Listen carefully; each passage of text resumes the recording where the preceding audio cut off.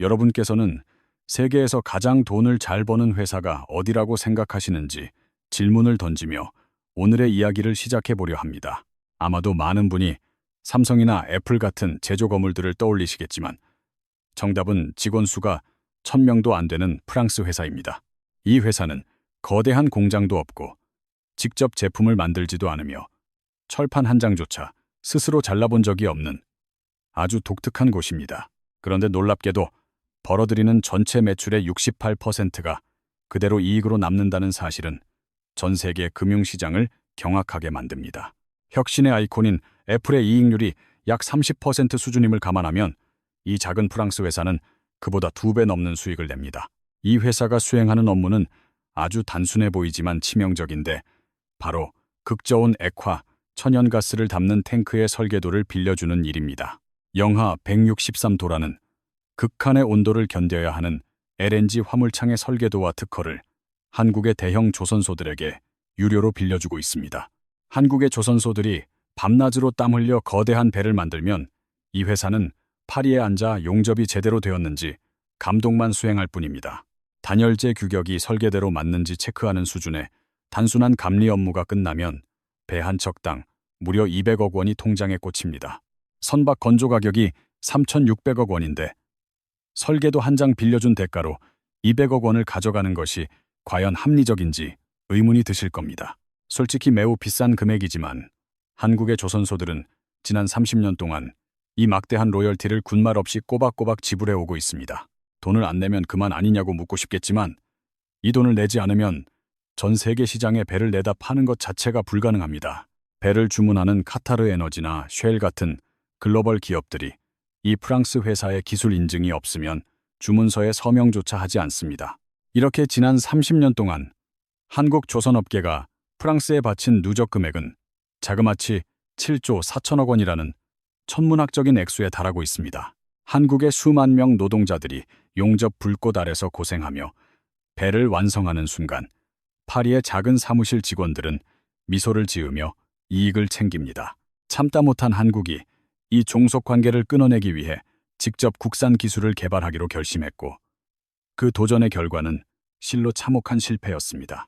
4,800억 원이라는 막대한 자금이 공중으로 분해된 대재앙이 터졌으며 오늘 우리는 그 실패와 재기의 뒷이야기를 자세히 파헤쳐 보겠습니다. 안녕하십니까? 경제 편의점입니다. 영상 제작에 큰 힘이 되는 구독과 좋아요를 부탁드리며 본격적인 초저온의 세계로 여러분을 초대합니다. 오늘 이야기의 주인공인 LNG선은 천연가스를 영하 163도로 얼려 부피를 줄인 뒤 바다 위로 실어 나르는 거대한 냉동고입니다. 한국은 이 배를 전 세계에서 가장 많이 만드는 압도적인 세계 1위 국가이지만 정작 핵심 기술의 주권은 프랑스에 저당 잡혀 있습니다.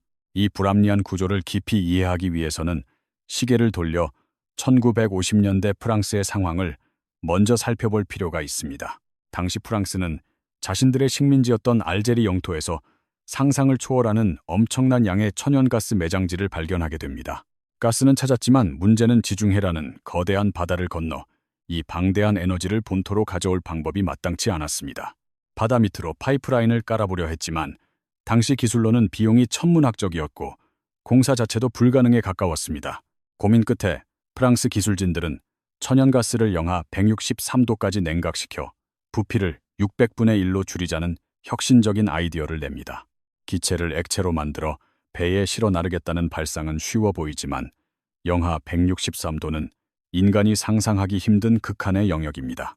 지구상에서 가장 춥다는 남극의 최저기온이 영하 89도 수준이니 그보다 2배나 더 매서운 추위인 셈입니다.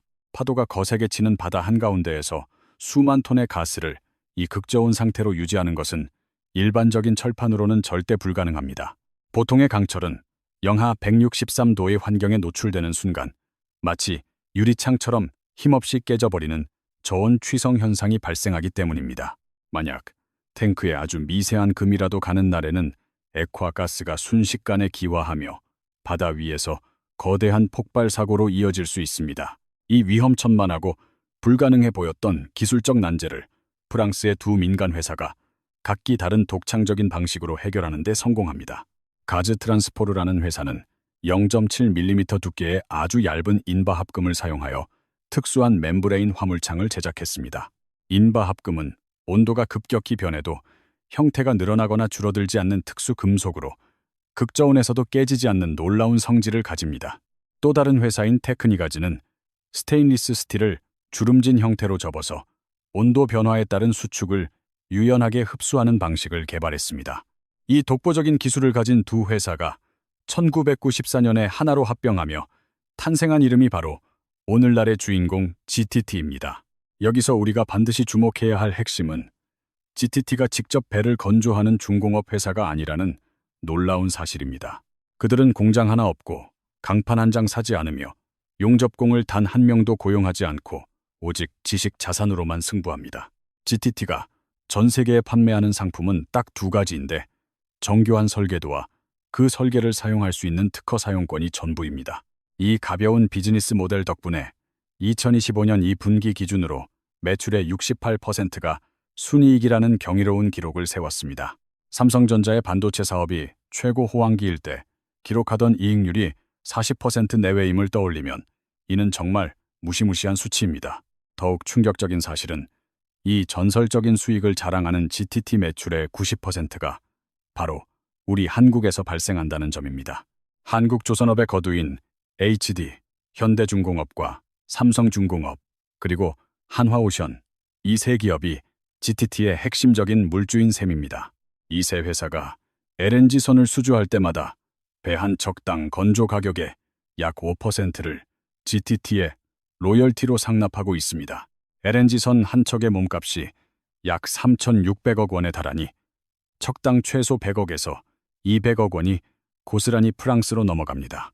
지난 30년간의 누적 데이터를 살펴보면 한국 조선소들이 얼마나 막대한 돈을 지불했는지 실감할 수 있어 입이 벌어집니다. HD 현대중공업은 178척을 만들며 2조 4,850억 원이라는 어마어마한 돈을 로열티로 지불해야만 했습니다. 삼성중공업 역시 188척의 배를 건조하면서 2조 3,990억 원을 프랑스 GTT의 통장에 꼬박꼬박 입금했습니다. 한화오션 또한 202척을 수주하며 2조 4,050억 원을 냈으니 3사 합계액은 7조 4,907억 원에 이르는 수치입니다. 이는 배 한 척을 정성껏 만들 때마다 평균적으로 130억 원이라는 거금이 프랑스 기술료로 빠져나간다는 것을 의미합니다. 7조 4천억 원이면 최첨단 종합병원 15개를 동시에 지을 수 있는 돈이니 우리 국부의 유출이 얼마나 심각한지 알 수 있습니다. 심지어 이미 계약된 선박들이 인도되는 2029년까지 추가로 지불될 로열티만 2조 9천억 원을 가볍게 상회할 전망입니다. 이쯤 되면 왜 세계 1위의 조선 기술을 가진 한국이 자체 기술을 만들지 않고 이 고통을 참느냐는 분노 섞인 질문이 나옵니다. 당연히 우리도 시도를 했습니다만 그 도전의 과정은 눈물겨운 사투였고 그 끝은 너무나도 처참한 실패로 기록되었습니다. 2004년 한국가스공사는 더 이상 프랑스에 종속되지 않겠다며 독자적인 화물창 개발 프로젝트인 KC1을 공식 선언했습니다. 한국형 LNG 화물창, 국산화라는 거창한 깃발 아래 삼성중공업이 건조를 맡아 10년이 넘는 세월 동안 연구에 매진했습니다. 마침내 개발에 성공한 KC1 기술이 실제 SK해운의 대형 운반선에 탑재되자 한국조선업계는 승리감에 도취되었습니다. 하지만 환호성은 오래가지 못했고 첫 항해를 시작하자마자 상상조차 하기 싫었던 치명적인 결함이 수면 위로 드러나기 시작했습니다. 탱크 내부에 있어야 할 영하 163도의 살벌한 냉기가 단열재 틈을 뚫고 스며는 선체 외벽까지 무섭게 새어나온 것입니다. 배 겉면에 하얀 서리가 맺히기 시작하더니 선체가 얼어붙으며 철판이 유리처럼 깨지는 저온 취성 현상이 현실이 되었습니다. 소위 콜드 스팟이라 불리는 이 결함 때문에 3,600억 원짜리 배 두 척은 바다로 나가지 못한 채 항구에 묶여버렸습니다. KC1의 실패는 단순한 기술적 결함에서 끝나지 않고 관련 기업들 사이에 거대한 법적 전쟁으로 번지고 말았습니다. 한국가스공사와 삼성중공업 그리고 SK해운은 이 천문학적인 손실의 책임을 서로에게 돌리며 법정 공방을 벌였습니다. 설계가 잘못된 것인지 아니면 시공 과정에서 문제가 있었던 것인지에 대한 지루하고 고통스러운 싸움이 수년간 이어졌습니다. 결국 법원은 이 실패에 대해 4,800억 원이라는 막대한 금액을 배상하라는 최종 판결을 내리며 업계에 큰 충격을 주었습니다. 로열티를 아껴보려 시작했던 국산화 프로젝트가 오히려 수천억 원의 벌금 폭탄이 되어 돌아오는 비극적인 상황이 연출된 것입니다. 하지만 금전적인 손실보다 더 뼈아팠던 것은 바로 전 세계 해운업계에 박혀버린 한국 기술에 대한 불신의 낙인이었습니다.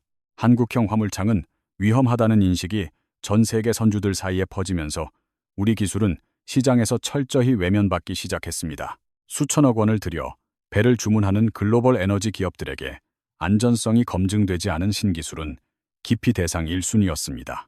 결국 한국 조선소들은 울며 겨자 먹기로 다시 프랑스 GTT의 설계도를 빌려 배를 만들 수밖에 없는 굴욕적인 구조로 돌아갔습니다. 시장의 독점적 지위를 확인한 GTT는 더욱 노골적으로 갑질을 하며 한국 조선사들의 목을 죄기 시작했습니다. 그들은 화물창 설계 라이선스를 팔면서 자신들의 엔지니어가 직접 감독하는 감리 서비스까지 강제로 묶어서 팔았습니다. 설계도만 사서 우리가 알아서 만들겠다는 제안은 단칼에 거절당했고 무조건 비싼 감리 비용을 추가로 내야만 했습니다. 심지어 계약서에는 GTT의 특허에 대해 조금이라도 이의를 제기하면 계약을 즉시 해지할 수 있다는 독소 조항까지 있었습니다. GTT의 기술 없이는 LNG 선수주 자체가 불가능한 한국 조선소들에게 이 계약서는 거부할 수 없는 노예 계약과 같았습니다. 2020년 한국공정거래위원회가 GTT에 125억 원의 과징금을 부과하며 제동을 걸었지만 그들에겐 주차 딱지 수준이었습니다. GTT가 한국에서 한 해에 벌어들이는 이익에 비하면 과징금은 미미했고 불공정한 독점 구조는 조금도 흔들리지 않았습니다. 벼랑 끝에 몰린 한국 조선 빅 3사는 각자의 길을 걷기로 결심하고 KC1의 실패를 자양분 삼아 다시 일어섰습니다. 삼성중공업은 단열재를 완전히 재설계한 KC2를 선보였으며 사람의 실수를 줄이기 위해 레이저 용접 로봇을 전격 도입했습니다. 0.7mm의 얇은 금속판을 오차 없이 이어붙이기 위해 숙련공 대신 정밀한 로봇의 팔에 운명을 맡긴 것입니다. HD 현대중공업은 KC2B를 한화오션은 GTT보다 증발률이 42%나 낮은 솔리더스라는 신기술을 개발했습니다. 한화오션의 솔리더스 기술은 증발률이 0.049%로 GTT의 최신 기술보다 월등히 뛰어난 성능을 자랑합니다. 하지만 기술이 아무리 좋아도 KC1의 트라우마를 가진 선주들을 설득하는 것은 결코 쉬운 일이 아니었습니다. 삼성중공업은 말로 하는 설득 대신 실제 바다에서 증명하겠다는 전략을 세우고 LNG 벙커링선인 그린 노리호의 기술을 탑재했습니다. 실제 해상 환경에서 무려 123번에 달하는 선박간 가스 공급 실증을 성공적으로 마치며 데이터로 안전성을 입증했습니다. KC1 실패 이후 10년 동안 모두가 끝났다고 말할 때 현장의 엔지니어들은 이 데이터를 쌓으며 묵묵히 버텼습니다. 마침내 2025년 10월 한국형 화물창 KC2를 탑재한 선박이 제주 항로 상업 운항에 성공하며 부활의 신호탄을 쐈습니다. 10년 만에 한국형 기술이 다시 바다를 건너는 순간이었지만 프랑스 GTT는 결코 이 상황을 가만히 지켜보지 않았습니다. GTT는 한국형 화물창 선박에 대해 까다로운 운항 보고를 요구하며 기술적 꼬투리를 잡으려는 노골적인 견제를 시작했습니다. 동시에 GTT는 한국을 압박하기 위해 중국 조선소들에게 적극적으로 라이선스를 풀어주는 중국 카드를 꺼내들었습니다. 실제로 중국 후동중화조선은 GTT의 기술을 등에 업고 저가 공세를 펼치며 글로벌 시장 점유율을 무섭게 치고 올라왔습니다. 2026년 1월 기준 글로벌 LNG선 신조 수주의 67%를 중국이 가져가는 충격적인 결과가 나타나기도 했습니다. 한국이 기술 자립을 시도할수록 GTT는 중국과 밀착하며 한국 조선소의 수주 단가를 압박하는 지정학적 게임을 벌였습니다. 이 절체절명의 위기 상황에서 판을 완전히 뒤집어버리는 거대한 변수가 등장했으니 바로 미국의 에너지 수출 확대 정책입니다. 트럼프 2기 정부가 에너지 패권 장악을 선언하면서 미국의 LNG 수출량은 폭발적으로 늘어날 것으로 예견되고 있습니다.